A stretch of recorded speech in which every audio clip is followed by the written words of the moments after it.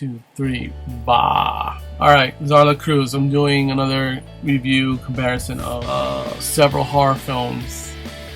Starting off with John Carpenter's Halloween. Okay, cool. Got a hologram. And comparing it to Rob Zombie's Halloween. Okay, let's get the necessary paperwork done and out of the way. So, obviously, the original one was directed by John Carpenter. He also wrote it along with Deborah Hill. The DP was Dean Cudley.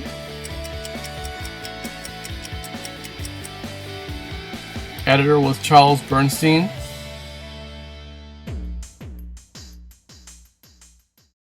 Tommy Lee Wallace. Stars are Donald Pleasant,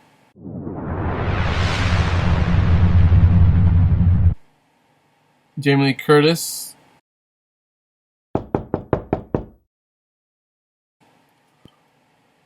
Tony Moran,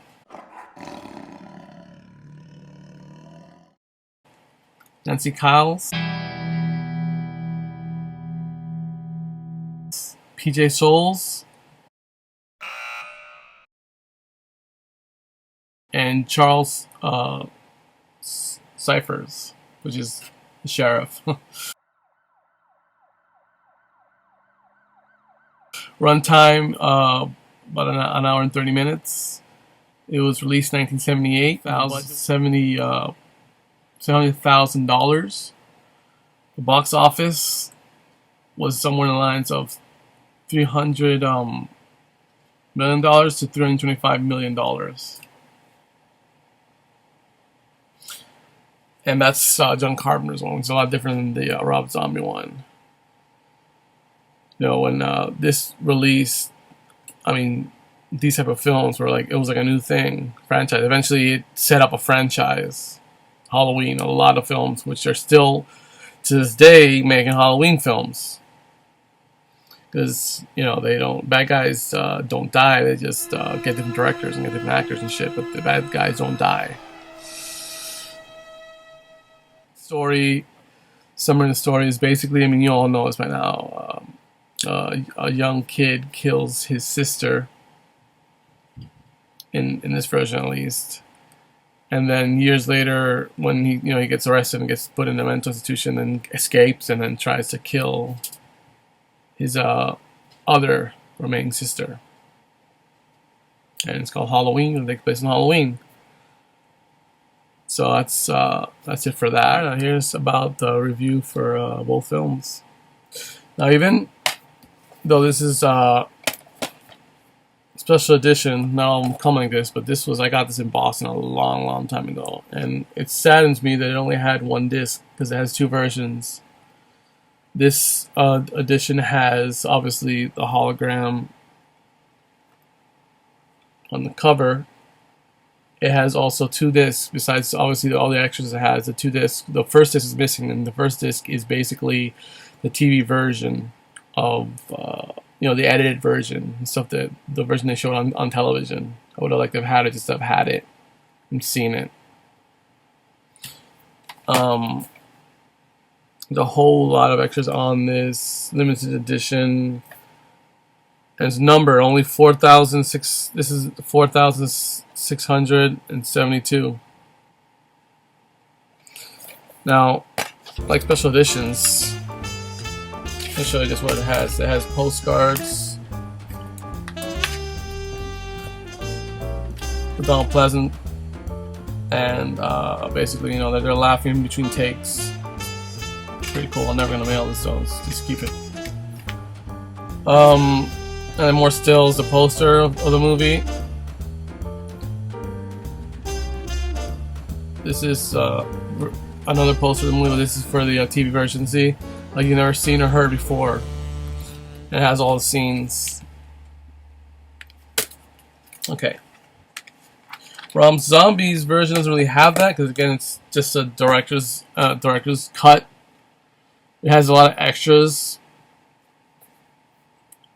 What I like about the Rob Zombie poster for Halloween is basically, if you look at it, it's like a whole bunch of stills from the movie. And from close, you can still see it, but from far, I don't know if it's a pumpkin or what it is, like in the whole poster. Because it's not the whole poster. Obviously, it's not going to fit on here.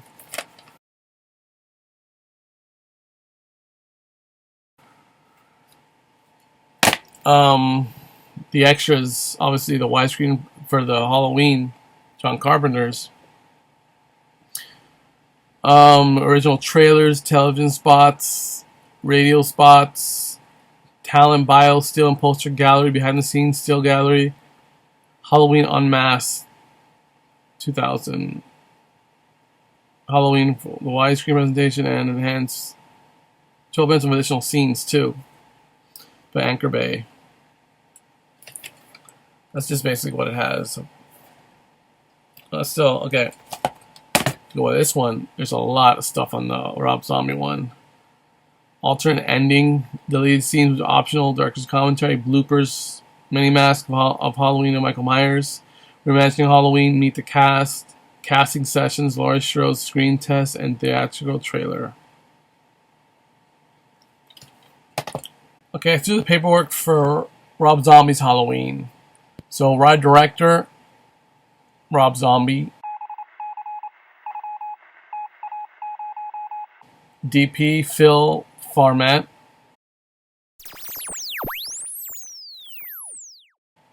Editor, Glenn Garland. Done in 2007. It's been a while. Length about 2 hours. Budget $15 million. Gross $77 million. And the cast, Malcolm McDowell.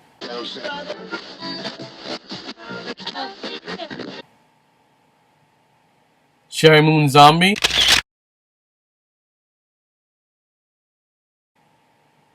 Tyler Mane.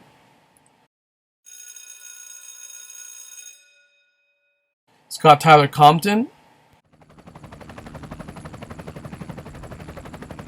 Brad Dourif.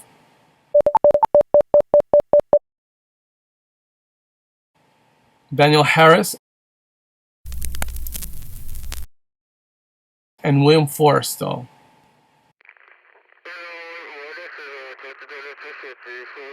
Alright, it's hard to really pick out of these two which is the better one, but obviously, you know, with time, because the original was done in 1978 at a lot smaller budget, played for a lot less theaters probably, most likely.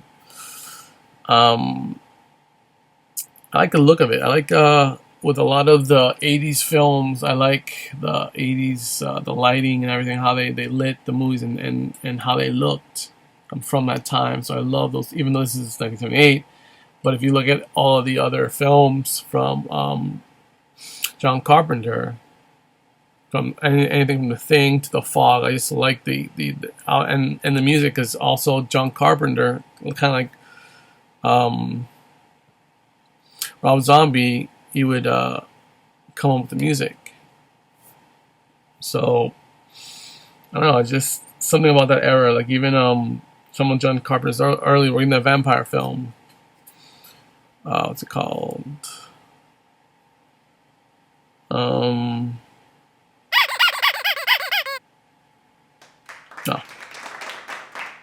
It'll come to me in time.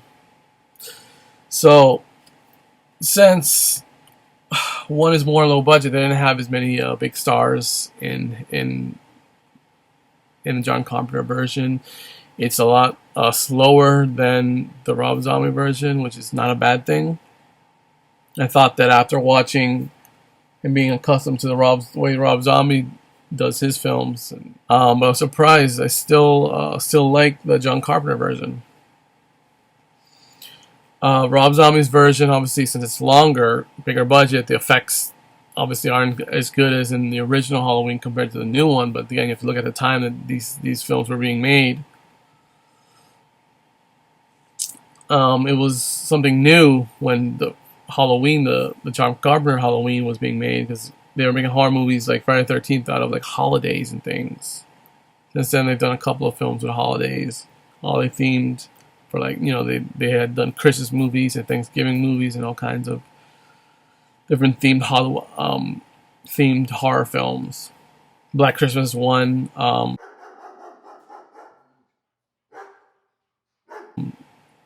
Leprechaun is another.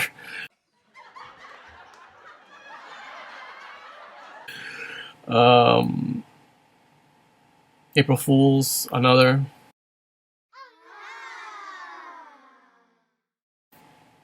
Friday the 13th, obviously.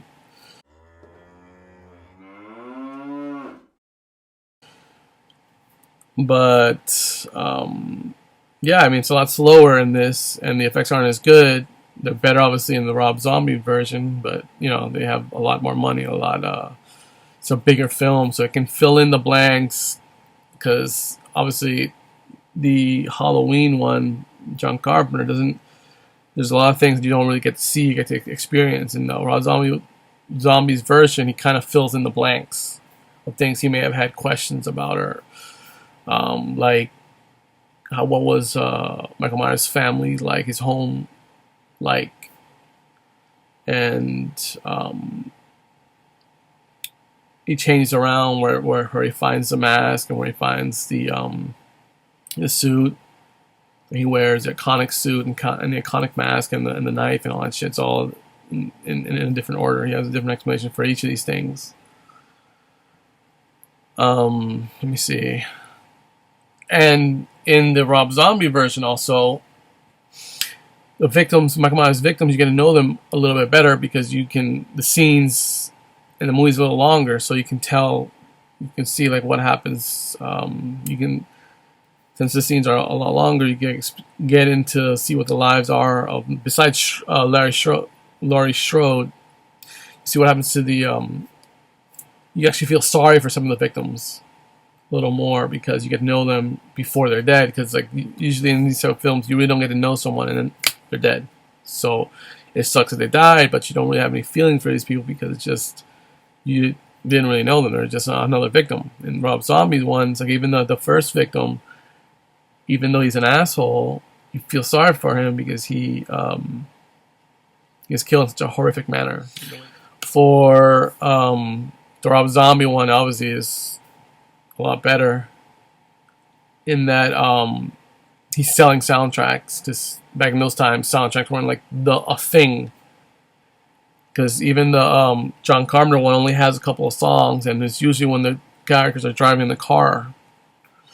But this one, aside from obviously the iconic theme from Halloween, you get classic rock songs from the 70s and older songs. Because every Rob Zombie film I've seen, he has a great soundtrack. Just like Tarantino, I love the music that he uses in his movies.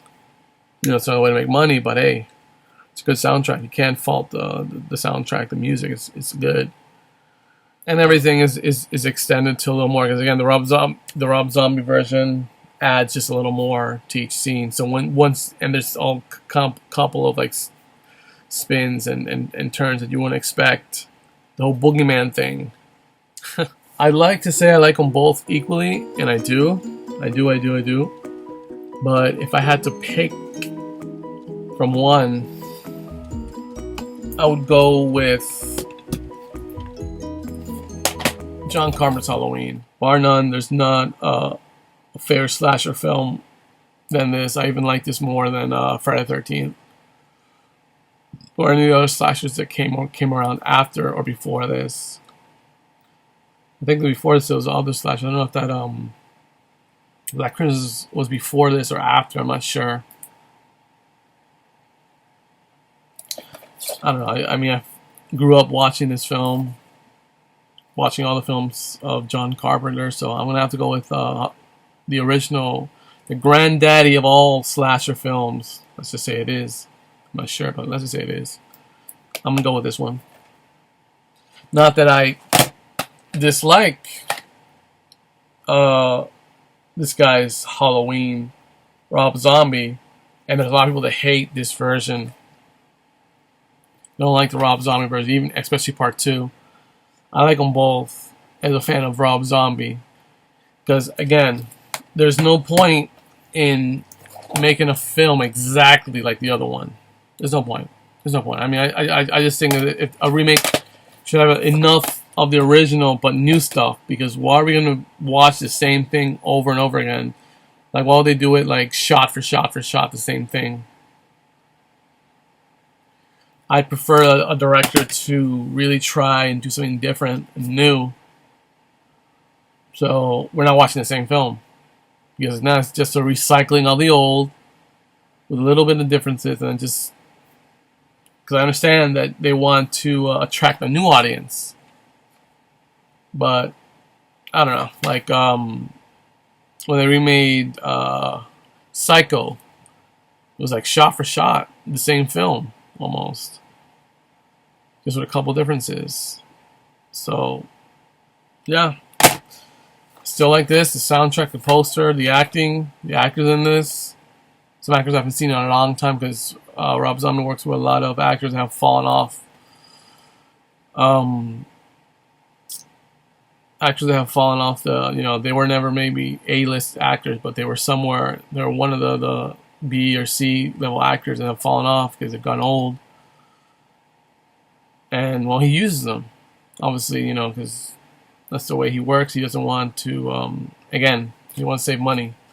Doesn't want to spend too much money on like one actor. All these big names and all this stuff. So, yeah, you can understand why Rob Zombie does that. It makes total sense. So that's what I think about Rob Zombie's Halloween and John Carpenter. So the winner is John Carpenter. Was it a surprise? No, it wasn't. No, it wasn't. That's all I gotta say about those two films. Well, the next review I'm gonna do is Evil Dead, Sam Raimi version, which I recently got on Blu-ray, and the Sam Raimi produced one without Bruce Campbell. So until then, the balcony is closed. See ya.